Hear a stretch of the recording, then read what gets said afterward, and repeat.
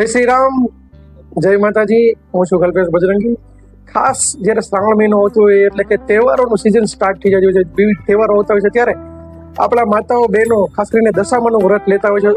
તો ખાસ આ વિડીયો એ દરેક માતાઓ બહેનો ને એ લોકો માટે કે જેમના ઘરે દશામાની સ્થાપના અને તેમનું વ્રત થતું હોય છે, ખાસ એ લોકો સુધી આ વિડીયો પહોંચાડવાનો આપણે બધાને છે, કેમ કે સર્વેને રિક્વેસ્ટ છે કે આ વિડીયો દરેક સુધી પહોંચે, કેમ કે કંઈક ને કંઈક કોઈને કોઈ રીતે આપણે આપણા ધર્મનું માતાજીનું અપમાન કરી રહ્યા છે. હા મિત્રો, વાત કરી રહ્યો છું મિત્રો દશામા વ્રતની. મિત્રો, જ્યારે શ્રાવણ મહિનો આવતો હોય ત્યારે અમાસથી કોઈ એકમથી કોઈ બીજથી દશામાના 10 દિવસના વ્રત કરતા હોય છે આપણા માતા બહેનો દીકરીઓ.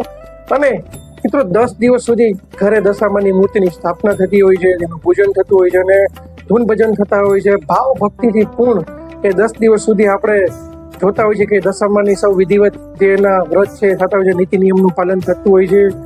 પરંતુ મિત્રો 10 દિવસ પૂરા થઈ જાય પછી જે મૂર્તિ છે તેની જે વિસર્જન કરવાનો સમય આવે છે ત્યારે બધી જગ્યાએ, ઘણી બધી જગ્યાએ, લગભગ એવરી જગ્યાએ બહુ મોટી ભૂલો થતી હોય છે, બહુ મોટું અપમાન થતું હોય છે. મિત્રો, આપણે બધા જ જોતા હોઈએ છીએ કે ન્યૂઝમાં કે કોઈ બી જગ્યાએ વિડીયોમાં આવતું હોય છે કે દરેક મૂર્તિઓ જે છે માતાજીની એ પાણીમાં વિસર્જિત થતી નથી અને કોઈ રોડ ઉપર જે પાણીના કિનારે કોઈ એવી જગ્યાએ ખુલ્લામાં એમણે મૂકીને જતા રહેતા હોય છે.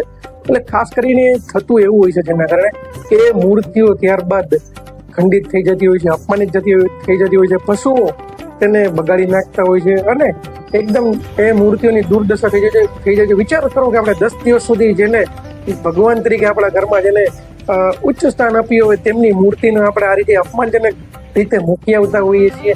તેનું કારણ એ હોય છે મિત્રો કે ખાસ કરીને મૂર્તિ પીઓપીની હોય છે, એટલે કે જો એ મૂર્તિના પાણીમાં પણ જો વિસર્જિત કરીએ તો પણ એ મૂર્તિના કારણે પાણી પણ બગડી જતું હોય છે, દૂષિત થઈ જતું હોય છે. તો અને સાથે જ્યારે વિસર્જન કરવા જઈએ ત્યારે કોઈ તરવૈયા સાથે હોતા નથી, જેથી કરીને મૂર્તિ બહાર મૂકીને આવી પડે છે. અને બહુ સારું છે, આપને સર્વેને રિક્વેસ્ટ છે કે જ્યારે પણ આપણે વિસર્જન કરવા જઈએ ત્યારે આપની સાથે કોઈ તરવૈયા ખાસ રાખો, એમને જ પાણીની અંદર જવા રાખો, બીજા બધા જ દૂર રહો, જેથી કરીને ઘણી બધી ઘટનાઓ ડૂબી જવાની જે થતી હોય છે અને જેના કારણે ભગવાન માતાજી ઉપર દોષ આવતો હોય છે જે બંધ થાય.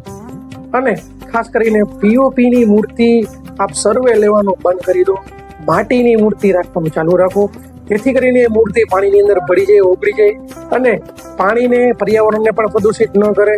અને ખાસ બીજો મારો આગ્રહ તો એવો જ છે કે જે કોઈ મૂર્તિ જે બનાવો એ નદીની અંદર વિસર્જિત કરવાની જગ્યાએ આપના ઘરમાં અથવા તો કોઈ નજીકના કોઈ ચોક છે તેમાં કોઈ મોટું ડેકોરેટ કરેલું ટબ અથવા કોઈ એવી વસ્તુ તૈયાર કરીએ જેમાં પાણી ભરીએ, ફૂલોથી, કબીલ ગુલાલથી તેનો શણગાર કરીએ અને ત્યારબાદ એ મૂર્તિને તેમાં વિસર્જિત કરીએ. આપણે રમતા રમતા ઘરેથી જઈને કોઈ ચોક સુધી પહોંચીને ત્યાં વિસર્જિત કરીએ અને ત્યારબાદ સવારે અથવા તો બીજા દિવસે જેનું પાણી છે તેને રીસરાઈને જે માટી વધે છે એની દરેકને પ્રસાદી આપે, જેથી એમાં કોઈ પોતાના ઘરે છોડ વાવી શકે, તુલસીજી વાવી શકે.